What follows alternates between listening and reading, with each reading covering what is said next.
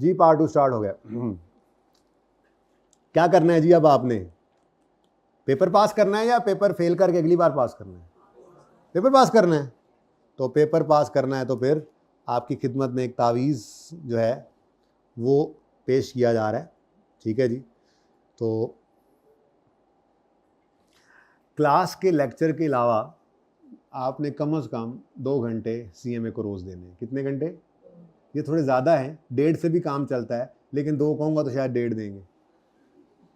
दूसरी बात, ये सिर्फ CMA के लिए नहीं है, ये आपके हर सब्जेक्ट के लिए है।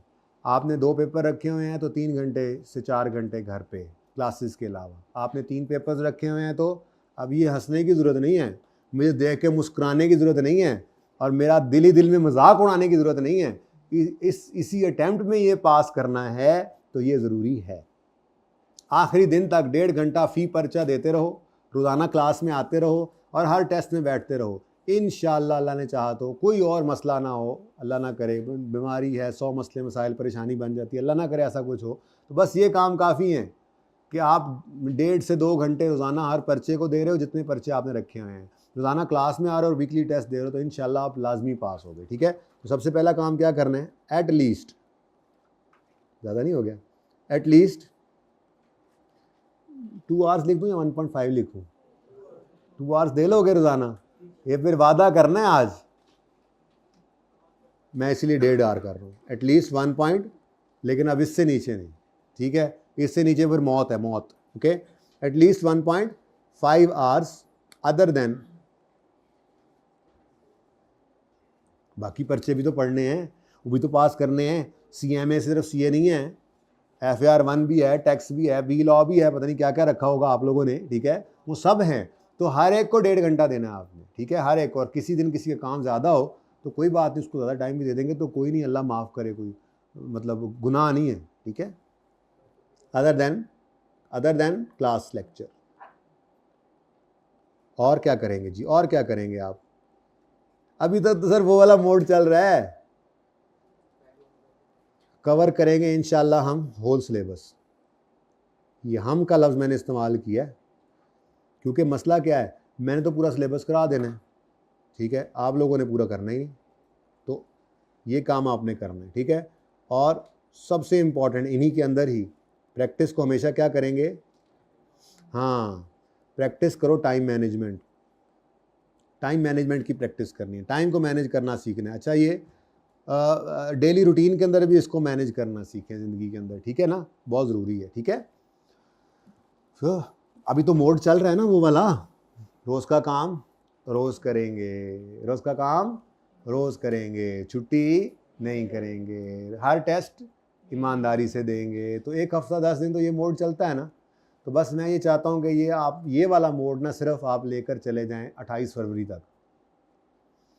हाँ ठीक है, 31 जनवरी पे क्लासेस ख़त्म होंगी तो आखिरी महीना भी तो है, उस आखिरी महीने के अंदर भी तो अच्छे खासे न्यूटन आइंस्टाइन जो हैं वो फेल होके बैठ जाते हैं। ठीक है, तो बहरहाल आगे बढ़ते हैं जी। अब चलें यार, अब पढ़ाई शुरू करते हैं मेरे ख्याल से थोड़ी सी। ठीक है ना, अगर आप गौर करें ना तो ये असल में ये असल वाला तो नहीं ना, ये तो मैंने सिर्फ सिलेबस की आउटलाइन बीच में से निकाली है। ठीक है ना, असल सिलेबस अगर आप देखें, मैंने खोला तो था इधर, ये अगर आप गौर फरमाएं, अगर आप गौर फरमा लेते हैं तो मैं आपको हाईलाइट करके दिखाता हूं। कॉस्ट मैनेजमेंट अकाउंटिंग के चैप्टर का पर्पस क्या है? प्रिपेयर करें, अकाउंट फॉर करें, रिकॉर्ड करें, कैंसल करें, अच्छा रिकॉर्ड करें, रिपोर्ट करें, किसको? प्रोडक्शन कॉस्ट को, और फिर मैनेजेरियल डिसीजन मेकिंग करें। ठीक है, तो ये आए कि अपने सिलेबस के अंदर लिखो। मैंने कहा जरा वैसे ही दिखा दूं कि मैंने अभी पर्पस लिखना है, तो आपने कहना ओ बड़ी मुश्किल बात होगी। ऐसी कोई बात नहीं है, मैं पढ़ा थोड़ी रहा हूँ। मैंने आज आपको कहा है, मैंने आपको पढ़ाना नहीं है। आज मैंने कहा है मैंने आपको नहीं पढ़ाना, इंट्रोडक्शन हो रहा है। बस फ़र्क सिर्फ ये है कि मैंने इंट्रोडक्शन ये नहीं लिया कि भाई आपका नाम क्या है, आपका ताल्लुक़ कहाँ से है, आपने मैट्रिक इम्तियाजी नंबरों से फ़लाँ जगह से जो है वो पास की, आला तालीम के लिए कहाँ गए, ऐसी बातें नहीं की हैं। इंट्रोडक्शन चल रहा है, पर सब्जेक्ट का इंट्रोडक्शन चल रहा है। थोड़ा सा हम जो है वो कम्फर्टेबल हो जाएं, ज़रा देख लें है क्या चीज़। ठीक है, तो पढ़ाना थोड़ा ही आपको, मैं पढ़ा नहीं रहा। ठीक है, बिल्कुल भी नहीं पढ़ना आज हमने। तो पर्पस क्या है जी? इस सब्जेक्ट का पर्पस क्या है? Production cost. प्रोडक्शन कॉस्ट अभी भी आपको पढ़ाया, क्या क्या लिखा हुआ था? कोई ऐसा बच्चा जो रिकॉल कर ले, मैंने सिर्फ एक बार पढ़ाया है, कोई बच्चा? प्रिपेयर, अकाउंट फॉर, मुझे तो भूल गया, मेरे तो इतने दिमाग है जी। Record, prepare, account for, record, report, और कुछ है? Prepare, account for, record, report. सुभान अल्लाह। किस चीज को? प्रोडक्ट की कॉस्ट। प्रोडक्ट कॉस्ट कह लो या प्रोडक्शन कॉस्ट कह लो, एक ही बात होती है, ठीक है ना? तो प्रोडक्ट कॉस्ट के लिए ये 4 काम करना, ये इसका पर्पस है। क्यों कर रहे हैं ये प्रोडक्ट कॉस्ट के लिए ये सारे काम? ताकि हम मैनेजेरियल डिसीजन मेकिंग कर सकें। असल तो बात भी यही है, ठीक है? असल तो मामला भी यही है। ओके, तो पर्पस क्या था जी? क्या क्या पर्पस निकला जी? प्रोडक्शन कॉस्ट या प्रोडक्ट कॉस्ट कह लें, ठीक है? प्रोडक्ट कॉस्ट को दोबारा बोलो, मैं तो भूल गया हूं, दोबारा बोलो। प्रिपेयर करना, अकाउंट फॉर करना, ये कैसा अकाउंट फॉर है? अच्छा, account for, record and report, ठीक है जी। क्यों? ताकि आप मैनेजेरियल डिसीजन मेकिंग कर सकें। Managerial decision making. दिल मेरा ये है, सच्ची पूछो तो, पढ़ाना तो नहीं है आपको, चलो कोई मार्कअप मार्जिन रिवाइज करा के भेज दूँ, कोई ऐसी छोटी मोटी चीज़ कुछ है, कोई डेफिनेशन तो बता दूँ, कॉस्ट मैनेजमेंट अकाउंटिंग में फ़र्क क्या है, फाइनेंशियल अकाउंट, ऐसे दिल कर रहा है, पढ़ाना नहीं, पहले बता दिया, ठीक है। अच्छा, तो ये हमारा पर्पज़ है, ठीक है। अब थोड़ी सी बात मैंने कही थी, मुझे याद आ गया कि आपको प्रीवियस नॉलेज कौन सा चाहिए होगा, कितना को यूज़ होना है, ये ज़रा आप लोगों को ऐसे ही मसला रहता है। कॉन्फिडेंट रहना है आपने, दिलेरी है, बस दिलेरी, और कुछ भी नहीं है। बुज़ दिल जो होता है ना, बुज़ दिल, बकरी के दिल वाला, हाँ, तो वो बुज़ दिल होता है या होती है, वो उसके लिए ये पर्चा नहीं है। दिलेर होना चाहिए आप लोगों को, कुछ भी नहीं होता। मैक्सिमम क्या हो सकता है? फेल, ये मैक्सिमम है, वो भी नहीं होंगे इंशाल्लाह अगर आपने इस चीज़ को दिल से निकाल दिया तो। ये खौफ जो है ना, कई बच्चे ऐसे जो कहते हैं पर्चा शुरू होने से पहले हम फेल हो चुके थे, पता नहीं क्या मसला है। मैं आपको लिटरली, मैं आप सही बात कर रहा हूँ कि मैं आपको अच्छा, ये जो एग्ज़ाम टेक्निक है ना, ये हमारी चलेंगी, ये नहीं है हम रोज़ यही काम कर रहे होंगे। यकीन करें आप, बच्चों को यही बात समझ नहीं आती है कि एक बात गलत हो गई तो आगे उसके नंबर नहीं कटते, उस्ताद कह के थक गया। मैं आपको अर्ज़ किया कि आप मेरे साथ चलें, आई कैप ले जाता हूँ आपको उनसे, मैं एग्जामिनर से या उनसे जो है वो एग्ज़ाम डिपार्टमेंट वालों से, उनसे आपकी बात आमने सामने बिठा देता हूँ, आप उनसे पूछ लें कि एक तो आई कैप ये चाहता है कि आप सारे पास हों, ये सच्ची बात कर रहा हूँ। आप नहीं चाहते कि पास हो।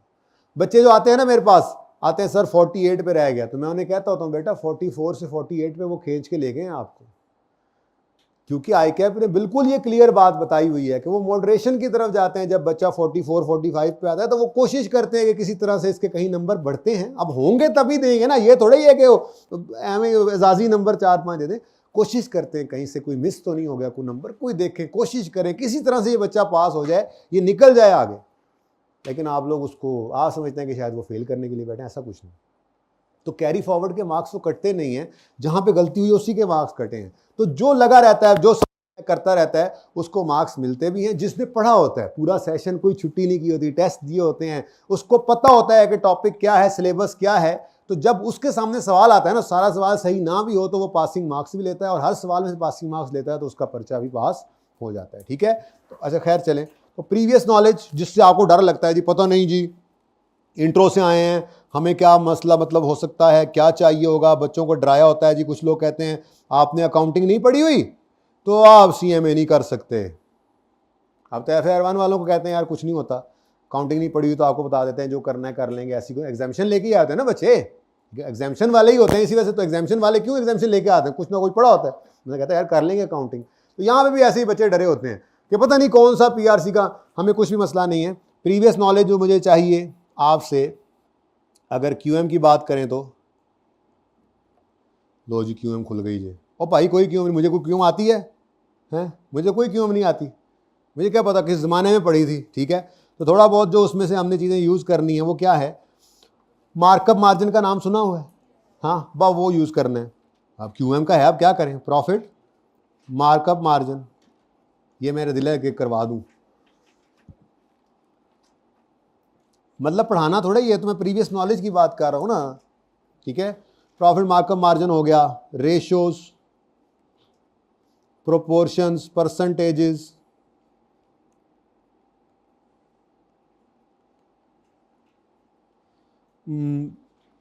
इक्वेशंस कुछ याद होंगी आपको, यानी कि क्यूएम में भी बस बड़ा लिमिटेड सा एक एरिया होता था, इसको क्या कहते थे, क्या कहते थे आप इस एरिया को, जिसमें ये इक्वेशंस वगैरह होती थी, ठीक है।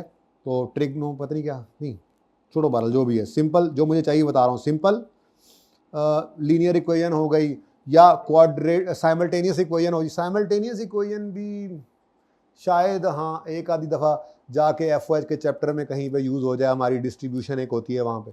नहीं बहुत सिंपल, बहुत सिंपल, इससे ज़्यादा कुछ नहीं क्यूएम से, सिंपल लीनियर इक्वेशन हो गई। सर ये तो हमें पता ही नहीं क्या चीज़ें होती हैं, हमने क्यूएम पास तो किया है, ये क्या है हमें नहीं पता, ये तो हमने चॉइस में छोड़ा था। तो ऐसे बच्चे जो हैं वो भी परेशान ना हो, ये जितनी चीज़ें मैं यहाँ लिख रहा हूँ, ये जिनके पास प्रीवियस का नॉलेज है उनके लिए तो ये प्लस है कि उनको ज़रा जल्दी समझ आ जाएगी। जिनके पास प्रीवियस का नॉलेज नहीं है उनके लिए इंशाल्लाह ये बेसिक्स हैं, हम ये काम करेंगे, हम सब इंशाल्लाह ये सारा काम करके ही जाएंगे। ऐसा कुछ नहीं, जहाँ पे भी कोई इक्वेशन बनानी होगी, वो रेशोज हैं, प्रोपोर्शन है, परसेंटेजेस हैं, मार्कअप मार्जिन है, ये सब सिखाऊंगा, ऐसे नहीं चलेंगे हम, ठीक है। आपने जो सीखा हुआ है वो आप अपने पास रखें, आपको फ़ायदा ज़रूर देगा। मैंने तो सब बच्चों को एक साथ ही लेकर चलना है, जिसने इनका नाम भी नहीं सुना होगा वो भी इंशाल्लाह उसी हिसाब से सीखेंगे जैसे दूसरे सीखेंगे, ठीक है ना। लेकिन जाहिर सी बात है उस डिटेल में जाके जैसे क्यूएम में सीखा होगा वो तो नहीं हो सकता, हाँ गुजारा करेंगे इंशाल्लाह जितना, ठीक है। अच्छा उसके बाद इंट्रोडक्शन टू अकाउंटिंग को क्या कहते हैं आप, I2A क्या करते हैं, ITA कहते हैं, नहीं वो तो ITA तो और होता है ना, I2A है, ये सही है। अच्छा इंट्रोडक्शन टू अकाउंटिंग कह लेते हैं, इससे अच्छा था I2A तक A to I होता, चलो फिर ABCDEFGHI, ये क्या हुआ I2A, दो लफ्ज वो भी उल्टे, CA, चलो AC होता, अच्छा सॉरी। तो अच्छा भाई इंट्रो में से आपको क्या पता होना चाहिए, आपको पता होना चाहिए, हाँ आपको पता होना चाहिए एसेट क्या होता है, लायबिलिटी क्या होती है, इनकम क्या होती है और एक्सपेंस क्या होता है, बस इतना को पता हो, इतना तो पता होना चाहिए इंट्रो से, ठीक है। एसेट है, प्लांट को एसेट कहते हैं जी, अच्छा इलेक्ट्रिसिटी एक्सपेंस बिल आ गया, इसको क्या कहते हैं, एक्सपेंस कहते हैं, अच्छा रेवेन्यू है, सेल है, इसको इनकम कहते हैं, इतना को पता होना चाहिए। लोन है, बैंक से लोन लिया है, एक लायबिलिटी है, इतने तो पता है ना।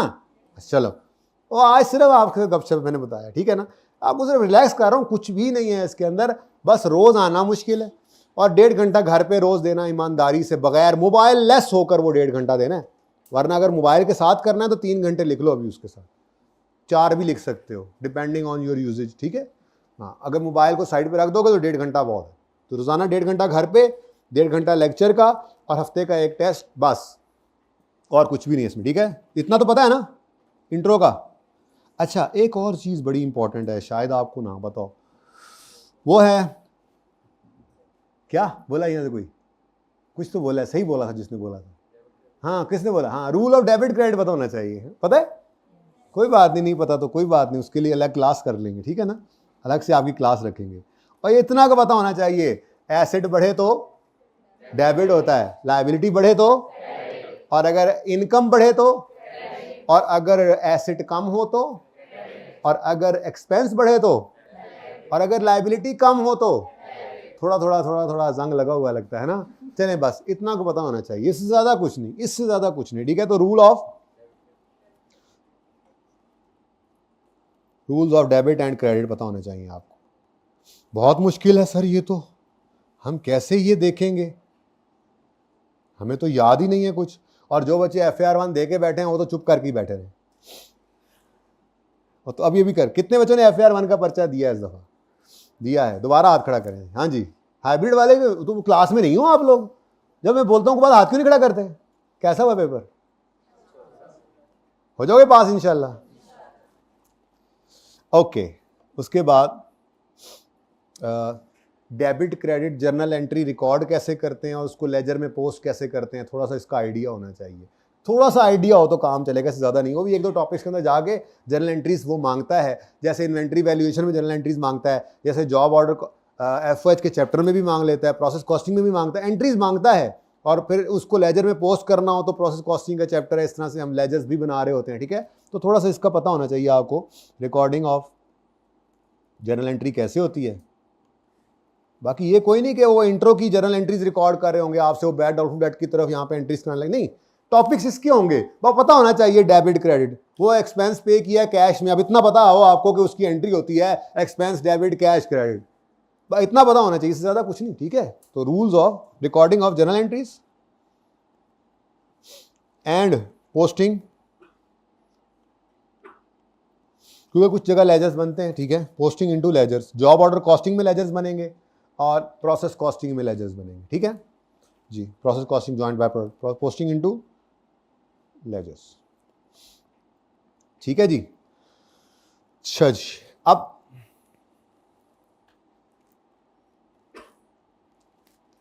बस इतना ही है, काफी है। तो पर्पस सामने आ गया आपके, ठीक है।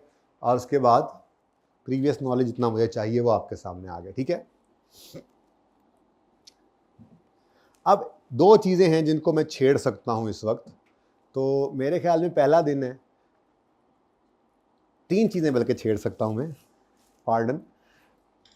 पहली चीज है डेफिनेशन थोड़ी सी देख ली जाए, दोनों में डिफरेंस क्या है, फाइनेंशियल अकाउंटिंग जो आप करके आए या कर रहे होंगे एफआर 1 में और कॉस्ट मैनेजमेंट अकाउंटिंग में। दूसरी चीज़ कॉस्ट की कितनी किस्में होती हैं, और तीसरी चीज़ वो मार्कअप मार्जिन रिवाइज कर सकते हैं, थोड़ा टाइम कम है, ठीक है।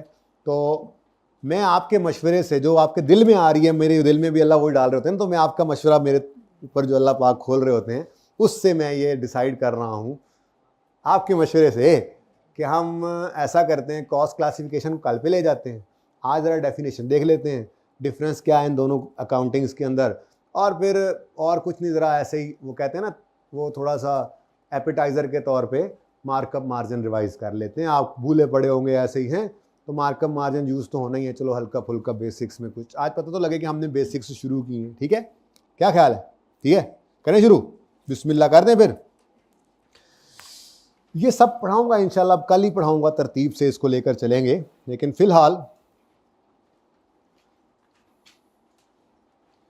ये डिफरेंसेस आपके सामने कुछ लिखे हुए हैं। इससे ज़्यादा बड़ी बड़ी लिस्टें किताबों के अंदर मौजूद हैं, लेकिन इतना काफ़ी है, अगर कोई एक दो नंबर का आपसे पूछ ले वो, ठीक है, कभी तो आप यहाँ से देख सकते हैं। मैं आपको बताता जाता हूँ, फिर पढ़ते जाइएगा। जो बच्चे FAR 2 पढ़ रहे हैं अभी, या जो अब FAR 1 पढ़ रहे हैं उसके बाद FAR 2 पढ़ेंगे, ऐसे भी कुछ बच्चे हैं, तो वो ये देखेंगे कि फाइनेंशियल स्टेटमेंट्स को प्रिपेयर करना ये लीगल रिक्वायरमेंट भी है। एक ख़ास हद तक कैपिटल रखने वाली जो कंपनी होती है उसको फाइनेंशियल स्टेटमेंट्स बनाना भी ज़रूरी होता है, उसको ऑडिट कराना भी ज़रूरी होता है, और फिर वही कैपिटल की बेस पे लॉ ने कहीं पे लिमिट लगाई हुई है कि ऑडिटर जो है, इतनी बड़ी कंपनी हो तो ऑडिटर भी चार्टर्ड अकाउंटेंट होना चाहिए। ये कुछ लीगल रिक्वायरमेंट्स हैं। तो जो फाइनेंशियल अकाउंटिंग है, ये फाइनेंशियल अकाउंटिंग जो है ये लीगल रिक्वायरमेंट है, ठीक है। लेकिन जो ये कॉस्ट एंड मैनेजमेंट अकाउंटिंग है ये कोई लीगल रिक्वायरमेंट नहीं है, ये आपका ऑप्शनल है। ये बेसिकली सेठ साहब के लिए अकाउंटिंग की जाती है, ठीक है। ये सेठ साहब इसमें इंटरेस्टेड होते हैं। जैसे मैंने आपको बताया ना, पर्पस क्या है, प्रोडक्ट की कॉस्ट, क्या पर्पस दिखाया यहां पे, प्रोडक्ट की कॉस्ट, प्रोडक्ट कॉस्ट, सारी गेम इसके आसपास घूमेगी पूरे CMA के अंदर। प्रोडक्ट की कॉस्ट, उसको कैलकुलेट कर रहे होंगे, उसकी अकाउंटिंग कर रहे होंगे, उसको रिकॉर्ड कर रहे होंगे, उसकी रिपोर्टिंग कर रहे होंगे। क्यों कर रहे हैं, ताकि सेठ साहब उसके मुताबिक डिसीजन मेकिंग कर सके। सारी डिसीजन मेकिंग इसी के आसपास घूमेगी। तो ये बेसिकली ये सेठ साहब के लिए अकाउंटिंग करते हैं आप। सेठ साहब इसमें इंटरेस्टेड है कि मैं अगर ये पेन बनाकर बेच रहा हूं तो ये एक पेन मेरा कितने का बनता है, फिर उसको मैं कितना प्रॉफिट रख के बेच रहा हूं, कौन कौन से खर्चे मेरे इसमें कवर होते हैं, कितना प्रॉफिट आए तो कितनी कॉस्ट हो तो कितना प्रॉफिट आएगा। ये सारी चीज़ें जो होती हैं ये इस सब्जेक्ट के अंदर आपकी चल रही होती हैं। तो बेसिकली ये किसके लिए अकाउंटिंग कर रहे हैं आप, अपने सेठ साहब के लिए, ठीक है जी। तो फाइनेंशियल अकाउंटिंग क्या है, लीगल रिक्वायरमेंट है पब्लिक लिमिटेड कंपनीज के लिए, ठीक है। इस AC को भाई कुछ कर दें, ठीक है, इस AC को कुछ कर दें, 23 पे कर दें इसको, बच्चे ठर रहे हैं, बल्कि एक बंद कर दें, मौसम बड़ा गड़बड़ हुआ है, बीमार ना कर देना इन्होंने। यदि कुछ किसी ने बीमारी से छुट्टी की थी ना, फिर देखना तुझे, मैं उनको कह रहा हूँ, आपको नहीं कह रहा। सीधी लग ली है, ये बंद कर दो यार, एक वो 23 पे कर दो जी। Cost and management accounting, it is optional and only produced if benefit of information exceed cost incurred in deriving it. कहता है जी ये ऑप्शनल है और सिर्फ तभी ये किया जाता है काम अगर जितना खर्चा इसको इंफॉर्मेशन को बनाने पे आया है उससे आने वाला बेनिफिट इससे ज़्यादा हो। ठीक है ना, वो तो कॉस्ट बेनिफिट एनालिसिस होता है ना, कोई भी काम आप जब करते हैं तो। ठीक है, अब फाइनेंशियल अकाउंटिंग जो है वो सिर्फ पास्ट को रिपोर्ट कर रही है। फाइनेंशियल अकाउंटिंग जो है वो फ्यूचर के लिए नहीं होती। आप फॉर द ईयर एंडेड, अभी कौन सा महीना चल रहा है इस वक्त, सितंबर, तो 30 जून अगर ईयर एंड था तो फॉर द ईयर एंड 30 जून 2024 जो है उसकी फाइनेंशियल स्टेटमेंट्स कभी भी आप जो है वो फरवरी मार्च 2024 में नहीं बनाते। 30 जून 2024 गुजरेगा, जुलाई अगस्त सितंबर में बैठ के फाइनेंशियल स्टेटमेंट्स आप बना रहे होते हैं। ठीक है, तो ये फाइनेंशियल अकाउंटिंग जो है ये पास्ट को रिपोर्ट करती है, जबकि कॉस्ट मैनेजमेंट अकाउंटिंग में हम डिसीजन मेकिंग कर ही किस लिए रहे हैं, पास्ट को नहीं रिपोर्ट करती है। पास्ट तो जो हुआ सो हुआ, ठीक है, हाँ उसकी बेस पर डिसीजन मेकिंग भी आप कर रहे होते हैं फ्यूचर के अंदर। ठीक है, तो फाइनेंशियल अकाउंटिंग सिर्फ पास्ट रिपोर्ट करती है, जबकि ये कंसर्न है पास्ट से भी और फ्यूचर से। पास्ट तो है ना, आपके सामने आ गया, जैसे स्टैंडर्ड कॉस्टिंग वेरिएंस एनालिसिस का चैप्टर है, क्या करते हैं आप पीरियड के स्टार्ट में एक स्टैंडर्ड सेट करते हैं कि जी एक मेरे स्पैन के ऊपर इतना मटेरियल, इतनी लेबर, इतने ओवरहेड लगने चाहिए। अब जब पीरियड एंड आता है तो जो गुजर गया उसको आप उठाते हैं और जो स्टैंडर्ड बनाया होता है उससे कंपेयर करते हैं और निकालते हैं वेरिएंस। मटेरियल ज़्यादा क्यों लग गया जी, ख़राब निकला, लेबर क्यों ज़्यादा टाइम लगा गई, वेले बैठे रहे, 2 बंदे वहाँ बैठ के सिगरेट पीते रहते थे, काम करते नहीं थे, वेले, सुपरवाइजर खड़ा करो उनके ऊपर, ओवरहेड्स क्यों कम आ रहे हैं, वो जी वो असल में बिजली सस्ती होगी, मिसाल दे रहा हूँ। तो वेरिएंस के रीजंस निकालते हैं और फिर आगे डिसीजन मेकिंग करते हैं, अच्छा जी आगे अब क्या ऐसे स्टेप्स लिए जाएं कि ये बेहतरी आए। तो कॉस्ट मैनेजमेंट अकाउंटिंग जो है वो फ्यूचर और पास्ट दोनों के साथ कंसर्न है। ठीक है, फाइनेंशियल अकाउंटिंग को सिर्फ एक्सटर्नल यूजर्स यूज करते हैं। ठीक है, यूज बाय इंटरनल भी कर सकते हैं।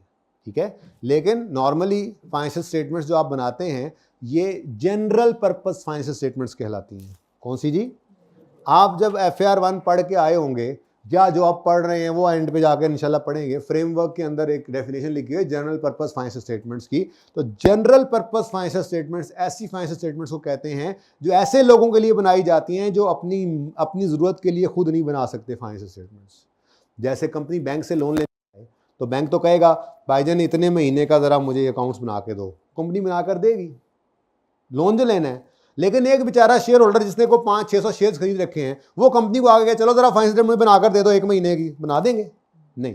तो जनरल पर्पस फाइनेंशियल स्टेटमेंट्स उन लोगों के लिए बनाई जाती हैं जो अपने लिए खुद फाइनेंशियल स्टेटमेंट्स नहीं बना सकते। तो ये एक्सटर्नल यूजर्स ही होते हैं, नॉर्मली मैनेजमेंट तो नहीं होती। ठीक है, तो इसको यूज करते हैं एक्सटर्नल यूजर्स। और जो कॉस्ट मैनेजमेंट अकाउंटिंग है ये तो सेठ साहब यूज करते हैं, ये तो बाहर वालों को बताते ही नहीं है। कभी भी गरी वाले आपको ये नहीं पता लगने देंगे कि एक गरी इनका बनता कितने का है। तो ये सारी डिसीजन मेकिंग जो होती है, ये सारी अकाउंटिंग जो होती है ये इंटरनल यूजर्स के लिए होती है। ठीक है, फाइनेंशियल अकाउंटिंग के ऊपर स्टैंडर्ड्स अप्लाई होते हैं। ठीक है, पूरी दुनिया के अंदर IFRS अप्लाई हो रहे हैं, जबकि कॉस्ट एंड मैनेजमेंट अकाउंटिंग का कोई IFRS, यही तो मसला है, यही तो बड़ी मुसीबत है जिसकी वजह से बच्चे कहते हैं कि कहाँ से शुरू करें, समझ नहीं आ रही। एक ही किताब के अंदर एक उस्ताद ने एक तरह से हल किया और दूसरे ने हम कहाँ जाएं। तो इसीलिए हमने हल ये निकाला कि चलो हम इसको ही फॉर्मेट्स बना देंगे। लेकिन मसला इसमें यही है कि ये बस जैसे बुजुर्ग करते आ रहे हैं, हमारे बड़े करते आ रहे हैं, वैसे ही हम करते चले जा रहे हैं। ये प्रैक्टिसेस हैं हमारे बुजुर्गों की कि इस तरह से काम करना है, उसी तरह से उन नॉर्म्स के हिसाब से करते आ रहे हैं। इसके ऊपर कोई स्टैंडर्ड अप्लाई नहीं होता कॉस्ट मैनेजमेंट। ठीक है, अच्छा अब इसको आप फ़ायदे की बात समझे, नुकसान की आपकी मर्जी है। फिर ये एनुअली डिटेल्ड और सेमी एनुअली या क्वार्टरली समराइज जो है ये पब्लिश होती हैं, जबकि ये इवन डेली बेसिस के ऊपर भी रिपोर्ट्स बनवाई जा सकती हैं। नॉर्मली ये मंथली अकाउंट्स बनते हैं। ठीक है, और ये पब्लिश नहीं होते, ये सिर्फ प्रिपेयर करके अपने पास रखते हैं। पब्लिश सिर्फ फाइनेंशियल अकाउंटिंग ही हो रही होती है, फाइनेंशियल अकाउंटिंग की फाइनेंशियल स्टेटमेंट्स। ठीक है जी, और इनका फाइनेंशियल अकाउंटिंग का बेसिक पर्पज़ ही क्या है, फाइनेंशियल स्टेटमेंट्स बनाना। लेकिन यहाँ पर डिसीजन मेकिंग, प्लानिंग, कंट्रोल, ये सब इसके पर्पसेस हैं। ठीक है, तो ये आप एक दफ़ा पढ़ लीजिएगा मज़ीद, तो मेरे ख्याल में बहुत है। ये आपके सामने 5-6 लिखे हुए हैं, कोई 1-2 इनमें से जहन में रह जाएं तो काफ़ी हैं। एक दफ़ा फिर जब भी कभी रिवीजन करेंगे इसको एक नज़र डालेंगे बस ये आपके जहन में रहने चाहिए, ठीक है। ऐसे छोटी छोटी बातें, बस जैसे यहाँ पर लीगल रिक्वायरमेंट को अंडरलाइन कर लेंगे, सिर्फ पास्ट को अंडरलाइन कर लेंगे, यहाँ पे आप ऑप्शनल को लिख देंगे, यहाँ पे future as well as past ऐसे अंडरलाइन करके रख लेंगे। जब भी कभी यहाँ सफ़े से गुजरेंगे सिर्फ इसके ऊपर एक नज़र पड़ेगी तो ये दिमाग के अंदर रहेंगे। इनमें से 2-3 भी जहन में रह जाए तो कभी पूछ ही लेता है, आपकी अच्छी किस्मत हो तो इतनी आसान बात पूछ ही लेता है, तो आप लिख सकेंगे, ठीक है, सही है। अच्छा, अब देखो मैं ये कॉस्ट की जो टाइप्स हैं इसकी तरफ लेके अगर जाऊँ ना आपको तो आप परेशान होंगे, ठीक है। इसलिए मैं फ़िलहाल आपको ये कह रहा हूँ कि आपने ज़रा इसको पढ़ना है घर पे, ठीक है। ये 3 चीज़ें, ठीक है, 2 डेफिनेशंस और तीसरा ये डिफरेंसेस पढ़ लेने हैं। उसके बाद बाकी थ्योरी को आप छोड़ें। अब मैं आप पे ज़्यादा बोझ नहीं डालता, ठीक है। अब आप ऐसा कर लें, ये कुछ प्रैक्टिस क्वेश्चंस हैं आपके पेज नंबर 9 से शुरू हो रहे हैं। मेरा दिल है इनमें से ना कोई एक आधा सवाल करा के ना आपकी बुनियाद डाल लूँ। मार्कअप मार्जिन करना तो है ही, वैसे लास्ट टाइम मुझे याद पड़ता है मैंने ये एंड पे कराया था बेसिक्स में, इसीलिए एंड पे ही पढ़ा होगा, मुझे नज़र भी नहीं आ रहा कहीं है, कहीं पे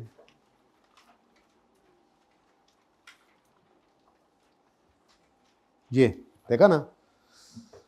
तो लास्ट टाइम एंड पे जाके मैंने मार्कअप मार्जिन कराया था बेसिक्स में जब ज़रूरत पड़ी थी। लेकिन आज जब पता है आपको ये 5 मिनट बड़े कीमती हैं, ये अल्लाह ने मुझे दे दिए हैं अगर, तो मैं ये यूज़ कर लूँ। बेसिकली परसेंटेज कैलकुलेशंस है प्रैक्टिस असल में तो, ठीक है, परसेंटेज कैलकुलेशंस, ठीक है। तो इसके अंदर मैं आपको ना एक बुनियाद आपकी बना देता हूँ। बल्कि ऐसा करते हैं, टाइम है कम, पहली क्लास है, ठीक है। एक तो हम जरा डिसाइड कर लें कि हम शुरू क्लास कितने बजे किया करेंगे। अब इसको मैं बंद कर लूँ, फिजिकल वालों कोई मसला होता है ना, ऑनलाइन वालों को क्या मसला, ठीक है। दूसरा 11:25 पे सर अदनान की क्लास शुरू होनी है ना, FAR2। कितने बच्चे FAR2 में जाने हैं यहाँ से? सारे ही तकरीबन, अच्छा आधे आधे हैं, ठीक है। फिर भी तो ठीक है जी, इसको ना यहीं पर रोकते हैं। लेकिन मेरी तरफ से ये असाइनमेंट है आपकी, ठीक है। कैलकुलेशंस ही है ना परसेंटेजेस की, सिंपल कोई ऐसा मसला तो नहीं है ना हो, अल्लाह करे सिंपल, अल्लाह करे मसले वाली हों, अच्छी बात है। अगले दिन आओगे तो मसले हल करेंगे ना मिलके। तो मैं कल फिर इंशाल्लाह आपके साथ ये डिस्कस कर लूँगा, ठीक है। हो सकता है स्टार्ट में यहीं से शुरू कर दूँ या टुवर्ड्स द एंड थोड़ी थ्योरी पढ़ाने के बाद ये करवा दूँ, ठीक है। तो मेरे ख्याल में आप ये ट्राई करें खुद ही, ठीक है। सिंपल सी बातें हैं। टोटल सेल 620 है, कमीशन 92 है, कितना % है कमीशन सेल का, तो ऐसी परसेंटेजेस जो यूज़ होनी है, ठीक है ना। तो ये परसेंटेजेस की थोड़ी सी प्रैक्टिस है, डिफरेंट तरह के सिनेरियोज हैं, अंग्रेज़ी समझ के आपने बनाना है, बहुत सिंपल है। लेकिन स्टिल मैं ये सारी आपको हथी कराऊंगा, ठीक है। लेकिन आप पहले करके आएंगे, और मैं कभी कभी चेक भी कर लेता होता हूँ। जिस दिन चेक करता हूँ उसी दिन आप लोगों ने नहीं किया होता होमवर्क। ऑडिट कर करके ना जब बंदा आर्टिकल्स में, तो नज़र ऑडिटर वाली बन जाती है, पता लग जाता है बंदे को कहाँ पे मसला है, किस दिन मसला है। तो हो सकता है मैं कल चेक कर लूँ, हो सकता है कल ना करूँ, हफ्ता भी ना करूँ, लेकिन जिस दिन चेक करूँ आमतौर पर उस दिन बच्चे पकड़े ज़रूर जाते हैं। तो मैं होमवर्क चेक भी कर लिया करता हूँ, ठीक है। तो ये क्वेश्चन 20 आपने ट्राई करना है, मैं बाकी नहीं पढ़ा रहा, इंशाल्लाह मैं आपको ये कल खुद करवाऊँगा, ओके, ठीक है जी। अल्लाह हाफिज़।